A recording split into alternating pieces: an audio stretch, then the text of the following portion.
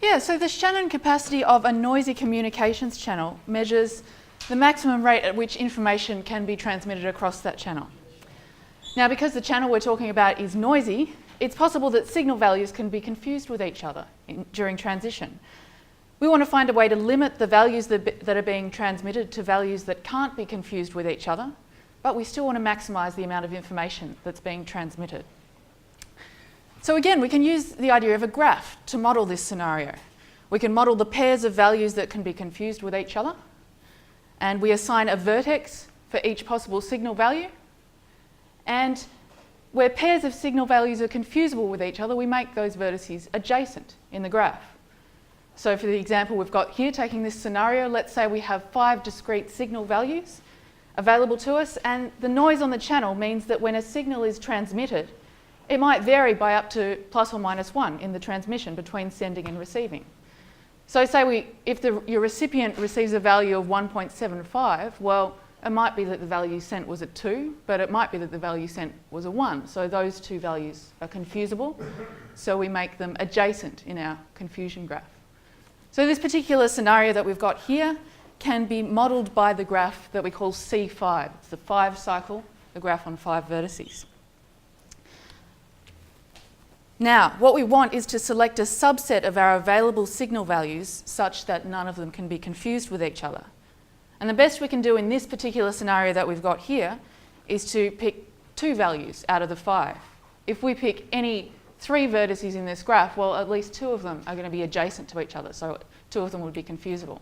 So the best we can do is to get 2 vertices. We can either pick 1 and 3 like we've got here, or 1 and 4, or 0 and 2, but we can't get 3.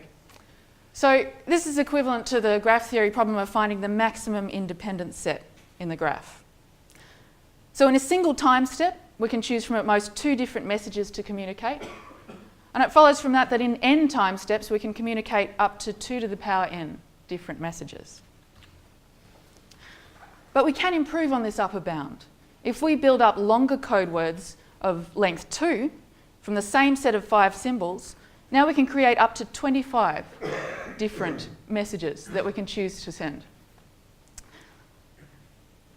So for any pair of these symbols to not be confusable, we need them to differ by at least 1 in either the first or the second position. So you can see of these 5 example strings that we've built up here, if we take the string 2, 3 and the string 3, 5, well, they differ by more than 1 in the second position. So that's okay, they're not confusable. And you can see the graphs that we've built up here. We've now got a larger graph with 25 vertices. Each vertex is adjacent to 8 other vertices in the graph. And we get that graph by finding the strong product of our original graph C5 with itself, built up to this. And the largest independent set we can get in that graph is of 5 vertices. So using these code words of length 2, we can now transmit one of 5 messages every 2 time steps.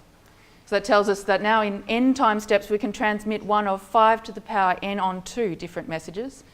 And that's a great improvement on our previous upper bound of 2 to the power n. So we're doing much better now.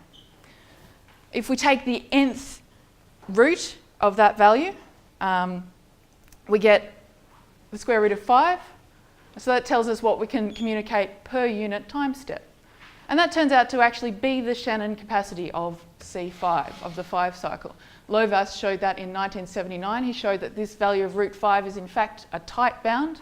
If we build up even more complicated systems of code words, we don't manage to improve on that value. Can't get any better than that. So for any graph G, the Shannon capacity of that graph is defined as the limit as k approaches infinity of this value here. So we create this graph GK, which is the k-fold strong product of our graph G with itself. We find the independence number of that, so the largest possible, the maximum independent set in that graph. We take the kth root of that value to find out the number of singles per unit time length. And then we find the limit of that as k approaches infinity. That's the Shannon capacity of G. It's solved for the graph C5, as we know. Lovaas managed to do that. But it turns out to be a difficult value to compute, even for relatively small graphs. So it's still unknown what the Shannon capacity is for that graph there, C7, the 7 cycle. Thanks for your time. That's all I have for you today.